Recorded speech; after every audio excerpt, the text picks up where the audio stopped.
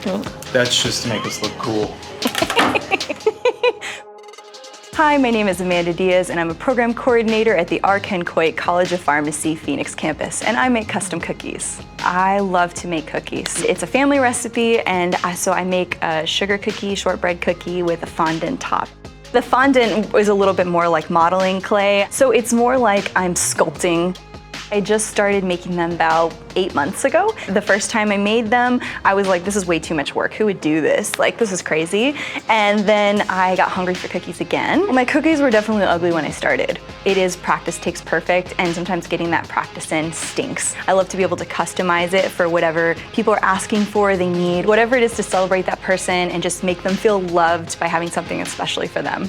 I think custom cookies have a bad rep of being really pretty but tasting awful. These actually taste good. So I was like, I wouldn't make them if they tasted bad. That's the whole point, is to eat them.